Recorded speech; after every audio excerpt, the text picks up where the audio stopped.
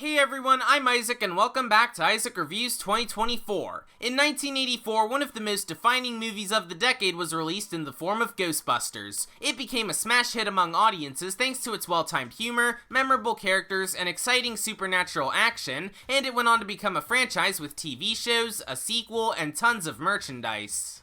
And after waiting almost 4 decades with an all-female reboot filling the gap, the Ghostbusters are back in business, with this review being for the latest sequel, Frozen Empire.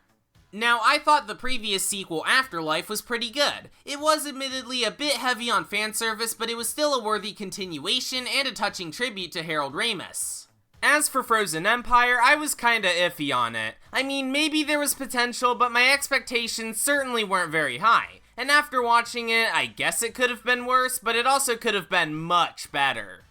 It sees the descendants of Egon Spengler from Afterlife return to New York to continue the Ghostbusters legacy, but after an artifact is discovered that unleashes an ancient evil upon the world, both the old and new Ghostbusters have to band together and save humanity from a second ice age.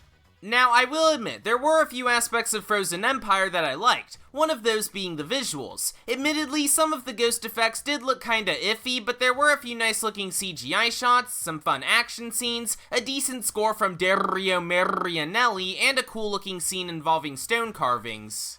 I also thought the actors did an okay job, both old and new. Sure, they certainly didn't have the same charm or wit as before, but I could tell they were trying their best, and there were a couple jokes that actually got a laugh out of me. But that's about as much praise as I'm willing to give Frozen Empire, since it's easily the worst entry in the mainline Ghostbusters franchise, not counting the 2016 reboot. The main reason for that is the script, which is an absolute convoluted mess. There's a ton of storylines going on here, such as the new main character Phoebe befriending a ghost, the bazillionth instance of a character struggling to connect with their new step-parent, the Ghostbusters being on the verge of being shut down by the mayor of New York again, and the guy who voiced the duck from that one Illumination movie from last year learning to be a firebender and playing a major role in defeating the new villain. There's also a lot of nostalgia bait here, and while I found it to be cute, if not a bit excessive in Afterlife, it's lost all of its charm here. Now it's just, hey, remember this scene? How about this line of dialogue? Remember that? And it gets old real quick. I wish I could say more about Ghostbusters Frozen Empire, but it's just not giving me a whole lot to work with. I guess the villain's design was pretty cool, and I guess the climax was okay despite it lasting like 10 minutes.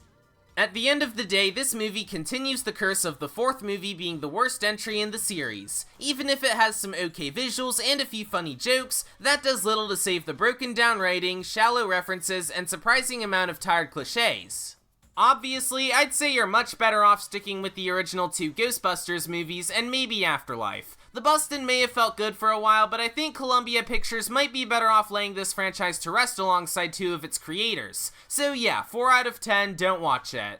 Next time, I'll be talking about Godzilla x Kong: The New Empire. I'm not expecting anything on the same level as the previous Toho monster movie we got last year, but this one has some great looking CG effects, and I'm sure it'll be a fun experience.